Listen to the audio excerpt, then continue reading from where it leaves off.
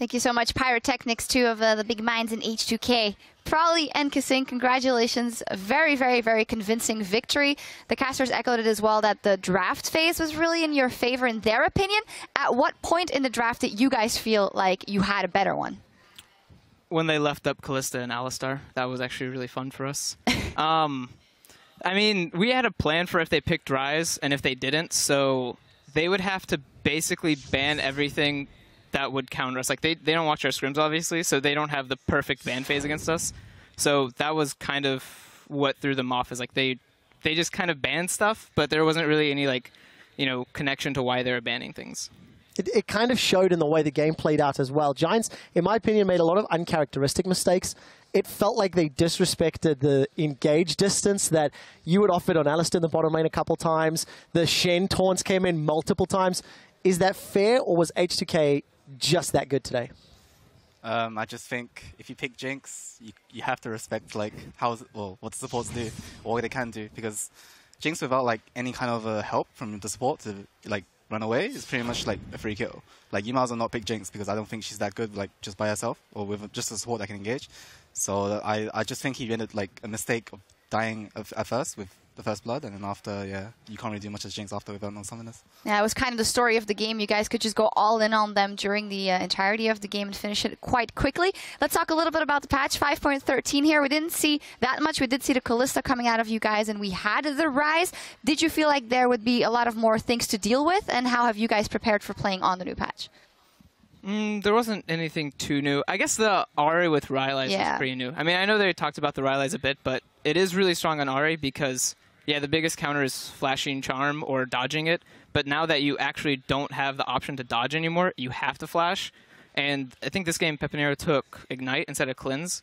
So they had a mobile top, a mobile mid, a mobile AD carry. So it's basically like, if you don't have flash, you're going to get charmed, and then you're going to get Alistar, and then you're going to get Shinned and Gragas. So then you did. Yeah, it was a nice... you guys did good chains AC this time. You didn't stack it. So I was actually pretty happy with that. Probably just before we talk about some of the other roles, I want to expand on just the mid lane discussion. Considering former mid lane professional player yourself, considering you've got an imported Korean mid laner, how big was talking about 5.13, the item changes, and the potentials that could come out within the HDK camp? It's pretty hard. I have to sell my product really well to Ryu because, I don't know, whenever I talk to him about like efficiency with item builds, he always says like Koreans don't care. And he's obviously Korean, so he really doesn't care when it comes to efficiency. So I'm sitting there and I'm like, don't buy Deathcap now. Please. Like, you know, it's a huge item expenditure now, and it's like you need to build it later. So it is hard to convince him of what to do, but he really just kind of plays for feel. So that's where the Rylai's build kind of came in. And I mean, it happens to work efficiently on Ahri. But with the new mid lane patch, because that's what's happening right now, I think is the AP changes. I think there's gonna be a lot of changes in playoffs. I think the next 2 weeks, I don't think many people will adapt well. Kind of like, you know, Ryu played Ahri with the Rylai's today. I don't think there's gonna be a lot of mids doing that yet. But I think come playoffs, every mid's gonna change with it. Super interesting to hear about your kind of the way you decide things together with Ryu. And you said it, the patch and maybe teams adapting fast or not so fast.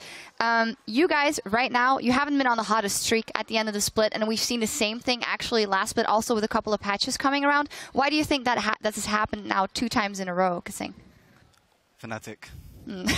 Yeah, our Fnatic weeks are painful. Yeah. I mean, both of them, when we went 0-2, I blame Fnatic for both of the losses against SK and Rocat.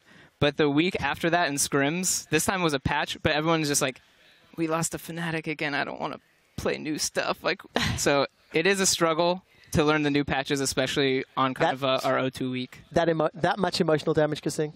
Yeah. Yeah, especially with the 5K gold throw. That was we would slow motion watch the replay and just cry together, holding hands, tearing up. Aww.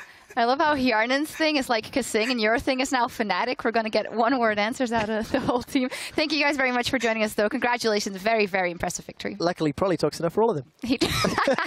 That's true. As for us, we need to step away for a few, but when we return, it's Elements versus the Copenhagen Wolves, who need every win they can get if they want to climb out of auto relegation territory. Don't go anywhere. We'll be right back.